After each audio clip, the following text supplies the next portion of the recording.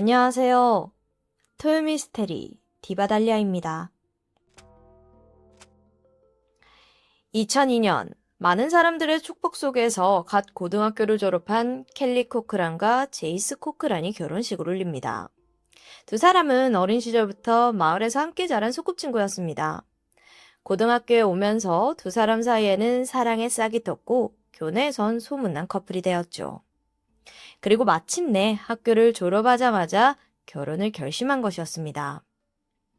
그런데 모든 식을 마치고 그날 밤 새신랑 새신부는 다소 위험한 약속 하나를 하게 됩니다. 만약에 둘 중 한 사람이라도 바람을 피우게 된다면 내연녀 혹은 내연남을 함께 살해하기로요. 좀 섬뜩한데 아직 20대 초반 청년들의 다소 가벼운 언약이었을까요? 이후 둘의 결혼 생활은 무탈했습니다. 특히 제이슨은 수영장 수리공으로 일을 했었는데 아내 켈리와 가정을 위해서 정말 열심히 삶에 임했죠. 그러던 어느 날 고된 육체 노동으로 인해 제이슨의 허리에 문제가 생기고 만 것인데요. 끊어질 듯한 고통 속에 제이슨은 통증을 완화하기 위해 마리화나를 선택하게 되는데 문제가 있었습니다. 부부가 살던 지역에서는 마리화나가 불법이었던 거예요. 결국 두 사람은 마리화나가 합법화된 미시건 아이언 리버라는 지역으로 이사를 결심합니다. 이것이 비극의 시작이었습니다. 평생 살던 고향을 떠난 켈리는 좀처럼 적응하지 못했습니다. 점차 외로움을 느꼈고 그 과정에서 선을 넘고 마는데요. 어느 날부턴가 여러 남자들을 만나기 시작한 것이었습니다. 명백한 외도였죠. 하지만 그 와중에도 그녀는 당당한 태도였습니다. 자신의 외도 이유가 남편 제이슨이 허리를 다친 후에 부부 성생활에 만족감을 느끼지 못하기 때문이라고 반박한 것입니다. 아내의 부정을 알게 된 제이슨은 처참한 기분이 없겠죠. 몸도 아픈데 아내가 바람까지 피우다니. 이로 인해 그는 우울증에 시달렸고 결국 극단적인 시도까지 하게 됩니다. 그런데 그럼에도 제이슨은 켈리를 떠나지 못했습니다. 왜냐하면 켈리가 없는 삶은 정말 상상조차 할 수 없었거든요. 그렇게 아슬아슬한 생활이 지속되던 그때 켈리는 또다시 새로운 남자를 만나기 시작합니다. 불륜남은 크리스토퍼 리건. 공군 출신의 중년 남성이고 해군 함정 부품을 제조하는 공장에서 켈리와 처음 만났습니다. 20살이라는 나이 차이에도 불구하고 서로에게 빠르게 빠져들었습니다. 하지만 그것도 잠시 이 두 사람 사이에도 문제가 생기게 되는데 크리스토퍼 무릎에 문제가 생겨 공장 일을 더 이상 할 수 없게 된 거죠. 결국 그는 노스캐롤라이나 애쉬빌이라는 곳에서 새로운 직장을 얻게 되었는데요. 켈리는 그가 이사를 가는 것을 좀 반대했지만 그의 마음을 돌릴 수는 없었습니다. 그리고 이때쯤 제이슨도 둘의 불륜 관계를 눈치채게 되었고요. 부부는 이 일로 크게 다투게 됩니다. 그 끝에 부부는 최악의 결론에 치닫게 되는데 13년 전 신혼 첫날 밤 그 약속 기억하시나요? 서로 내연녀 내연남을 죽이기로 했죠. 바로 크리스토퍼 살인을 모의한 것이었습니다. 계획은 켈리가 크리스토퍼를 집으로 데리고 오면 제이슨이 총으로 살해하는 것. 이후 꼭 켈리는 크리스토퍼에게 전화를 걸었습니다. 우리 남편이 내일부터 집을 비워요. 내일 우리 집에 올래요? 이제 노스캐롤라이나로 가면 더 이상 못 보니까 마지막으로 우리 한 번만 더 봐요. 다음 날인 2014년 10월 14일. 크리스토퍼는 아무런 의심 없이 켈리의 집으로 향했습니다. 두 사람은 함께 저녁을 맛있게 먹고 진한 포옹을 나눴는데요. 하지만 이건 단순한 포옹이 아니었어요. 크리스토퍼를 제압하기 위해 켈리가 잠시 빈틈을 만들어낸 순간이었습니다. 그 신호를 보고 남편 제이슨은 조용히 등 뒤로 다가갔고 탕! 크리스토퍼 머리에 정확히 한 발의 총알을 발사했습니다. 크리스토퍼는 영문도 모른 채 그 자리에서 즉사했고요. 크리스토퍼의 시신 앞에서 부부는 일단 머리에 박힌 총알을 제거하려 했습니다. 증거 인멸을 시도한 것인데요. 근데 총알이 잘 빠지지가 않아요. 그러자 계획을 바꿔서 차라리 시신을 토막내기 시작합니다. 부부는 시신을 지하실로 끌고 갔고 그의 신원을 알 수 없도록 몸통을 토막내기 시작합니다. 그리고 쓰레기 봉투에 나눠서 담아요. 사실 사건 전날 이미 검색을 통해 유기 장소는 물색해 두었거든요. 바로 두 사람이 고른 장소는 인근 버려진 탄광지역, 카스피안 피트. 그들은 크리스토퍼의 차를 운전해서 장소에 도착했고 탄광 인근 숲 전체에 걸쳐 그의 시신을 유기했습니다. 그리고 마지막으로 마을 외곽에 크리스토퍼의 차를 주차해 둔 뒤 아무 일도 없다는 듯 집으로 돌아오죠. 켈리와 제이슨은 완전 범죄를 꿈꾸면서 평소와 다름없는 삶을 이어나갔습니다. 그러다가 크리스토퍼의 실종 사실을 가장 먼저 알아차리게 된 것은 전 연인이자 친구인 테리 오코넬.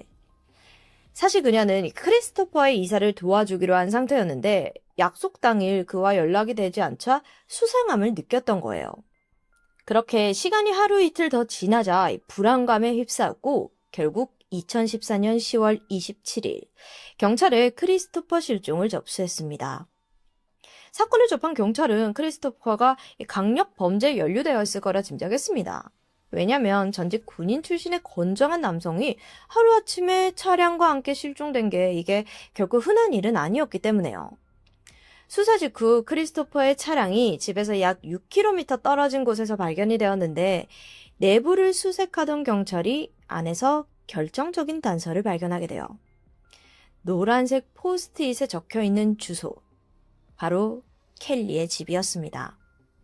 게다가 그의 마지막 행적을 조사한 결과 실종 전 마지막으로 본 사람 역시 켈리라는 게 자명했습니다.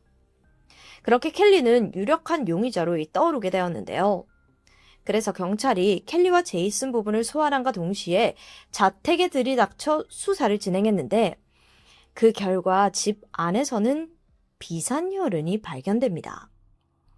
담당 형사는 이 피가 크리스토퍼가 총에 맞을 때 생긴 것으로 추정했습니다.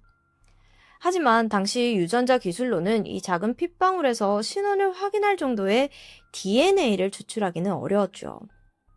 결정적으로 크리스토퍼의 시신이 발견되지 않은 상황 때문에 그가 단순한 실종인지 아니면 살해를 당한 것인지는 확신할 수 없었습니다. 경찰은 켈리와 제이슨만이 이 사건을 해결할 수 있다고 판단했어요. 그리고 두 사람을 강하게 압박했습니다. 이 과정에서 눈에 띄는 것이 있었습니다. 일단 두 사람에게는 극명한 차이가 있었는데 켈리는 시종일관 너무도 평온하고 차분했고요. 반면 제이슨은 눈물까지 흘리면서 극도로 불안해했습니다. 경찰은 신문을 계속해서 이어나갔지만 어쩐 일인지 이 두 사람 모두 범행을 저질렀다는 결정적인 증거는 요리조리 잘 피해가고 있었는데요. 그렇게 심증밖에 없는 이 상황에서 경찰 또한 더 이상 이들을 묶어둘 수 없었기에 결국 부부는 풀려나게 됩니다. 2015년 3월, 경찰의 의심 속에 조사는 증거 부족으로 지지부진한 지 벌써 1년째. 그 사이 켈리와 제이슨은 경찰을 피해 인디애나주 호바트로 이사를 했습니다. 경찰도 답답할 지경이었죠. 그렇게 시간이 흘러가던 2016년의 어느 날, FBI로 한 익명의 제보가 걸려옵니다. 내용은 충격적이었는데요.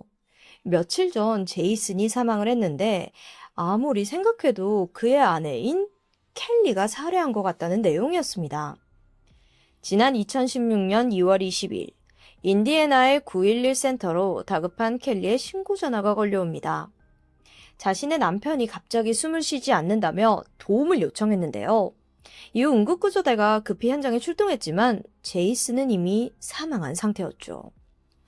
켈리는 제이슨이 사망 전에 마약 성분인 헤로인을 주사했다고 진술했습니다. 그런데 그것이 과다하게 주입이 되면서 사망한 것 같다는 그녀의 설명. 구조원도 켈리의 말을 믿었고 그렇게 제이슨의 사망은 단순 약물 과다 복용으로 간주되는 듯 했습니다. 물론 부검은 없었고요. 이후 켈리는 조용하게 제이슨의 장례를 치르고 또다시 마을을 떠났습니다. 하지만 제이슨 친구 중 한 명이 사망 소식을 전해 듣고 수상함을 감지한 거죠. 평소 부부 사이가 굉장히 좋지 않았기 때문입니다. 그래서 친구가 직접 FBI로 제보를 했던 건데요. 그러면서 FBI는 켈리에 주목하게 됩니다. 남편의 의문의 사망, 그리고 앞서 내연남의 실종 사건까지. 그 중심에는 모두 켈리 코크란이 있습니다. 그리고 이때 중요한 결정을 내리는데 제이슨의 시신을 발굴해서 부검을 감행하기로 한 거예요. 조사 결과 제이슨의 몸에는 예상대로 다량의 헤로인이 검출되었습니다. 치사량보다 굉장히 많은 양이어서 앞서 켈리의 증언이 사실인 것처럼 보였죠. 그러나 제이슨이 사망한 결정적인 원인은 헤로인이 아니었습니다. 바로 다름 아닌 질식사였는데요. 즉 켈리는 남편에게 다량의 헤로인을 주사를 하고는 남편이 죽기만을 기다렸던 겁니다. 하지만 생각만큼 그가 바로 죽지 않자 참다 못해 입과 코를 손으로 막아 살해한 정황이었습니다. 굉장히 잔인했던 아내였던 거예요. 여기까지 알아낸 수사관들은 즉각 앞서 크리스토퍼 사건에 대한 재조사도 진행했습니다. 아주 오랫동안 해결되지 않은 골칫골이었죠. 우선 먼저 켈리의 전화기를 추적했습니다. 당시 새롭게 발견된 이 GPS 시스템을 도입한 결과 2014년 10월 14일 켈리가 크리스토퍼 차가 발견된 바로 그 장소에 있었다는 사실이 드러났습니다. 또한 부부 컴퓨터를 복원해보니까 다운받은 여러 장의 사진들이 저장되어 있었는데 그곳엔 웬 버려진 탄광 지역이 찍혀 있었던 거예요. 경찰은 즉각적으로 그곳이 시체 유기 장소라는 감이 왔고 사진 속 주변을 샅샅이 조사했습니다. 근데 이러면 또 나올 줄 알았는데 그럼에도 불구하고 크리스토퍼 시신을 찾는 데는 실패했습니다. 하지만 천만다행으로 근처 강 아래에서 흉기로 사용된 권총 한 자루를 발견해요. 경찰은 이를 기반으로 켈리를 살인과 시체 유기, 증거 은닉, 살인 공모 혐의 등으로 기소하는 데 성공했습니다. 하지만 이때 켈리는 이미 도주 중인 거예요. 처음 경찰들은 행방을 찾지 못하고 헤매고 있었는데 여기서 켈리가 멍청한 실수 하나를 저지르게 됩니다. 경찰의 추적을 따돌리기 위해서 자기가 서부에 있는 척 지인에게 거짓 문자 메시지를 전송한 것이었습니다. 하지만 경찰들은 더 똑똑했죠. 즉시 켈리의 전화기 위치를 추적하더니 그녀가 현재 켄터키주에서 은신 중인 게 파악됩니다. 4월 29일 도주를 하던 켈리는 결국 검거되었습니다. 하지만 호락호락하지 않았죠. 여태 경찰들이 찾아낸 증거와 제이슨의 부검 결과를 들이대자 그녀는 크리스토퍼를 죽이자고 계획을 한 것도 그리고 살해를 한 것도 내가 아닌 남편 제이슨이라고 주장을 했습니다. 자신은 제이슨의 협박에 못 이겨서 크리스토퍼의 시신을 유기하는 것만 도왔을 뿐이라고 하죠. 아니 그럼 남편은요? 그건 인정했어요. 크리스토퍼에 대한 복수였다는 설명. 이렇게 켈리는 끊임없이 자신에게 유리한 방향으로 이야기를 이어나갔습니다. 그러면서 제이슨 살인에 대한 형량을 줄여준다면 크리스토퍼의 시신이 있는 장소를 알려주겠다며 거래를 제안하기도 했죠. 결국 경찰은 이를 받아들였습니다. 우선은 시신을 찾는 게 급선무였기 때문에요. 켈리는 장소를 찝어줬고 수색견을 동원해 집중 수색한 결과 마침내 크리스토퍼의 시신 일부가 발견됩니다. 또 다른 성과도 있었는데 살인에 사용된 총알과 크리스토퍼의 안경도 함께 발견되었습니다. 하지만 끝내 머리를 제외한 다른 부위들은 현재까지도 발견되지 않았죠. 자, 다시 켈리의 진술로 돌아와서 내연남을 죽인 복수를 위해 남편 제이슨을 살해했다는 주장은 과연 사실일까요? 경찰은 애초에 크리스토퍼를 죽이고자 한 것도 켈리의 생각이었을 거라 주장합니다. 주변인들의 증언에 따르면 그녀는 굉장히 평소에 통제적인 사람이었습니다. 자신의 말이 곧 법이자 무조건적으로 옳다고 생각하는 경향이 있었거든요. 그런데 크리스토퍼가 자신의 반대에도 불구하고 직장을 옮기자 그것에 분노해서 살해한 것으로 추정됩니다. 한편 제이슨은 살인 계획에 별 수 없이 참여했지만 죄책감에 시달렸을 테고 두 사람이 호바트로 이사한 후에도 부부싸움은 계속된 것으로 보입니다. 이는 이웃들의 증언을 통해서 밝혀졌고요. 한편 켈리가 남편을 죽인 결정적인 이유는 아마 그가 죄책감을 못 이기고 모든 범행 사실을 자백해버릴 것을 우려했던 것 같습니다. 그래서 아예 입을 막아버리려고 살해한 정황이었죠. 물론 여기까지는 경찰의 추정일 뿐 켈리는 여전히 입을 굳게 다물고 있습니다. 한편 크리스토퍼의 시신이 머리 외에는 발견되지 않았다는 거 기억하시죠? 이 소식이 알려지자 끔찍한 제보가 들어옵니다. 크리스토퍼가 살해를 당하고 며칠 뒤 켈리 부부가 갑자기 공짜로 음식을 나눠주는 행사를 진행했다는 것.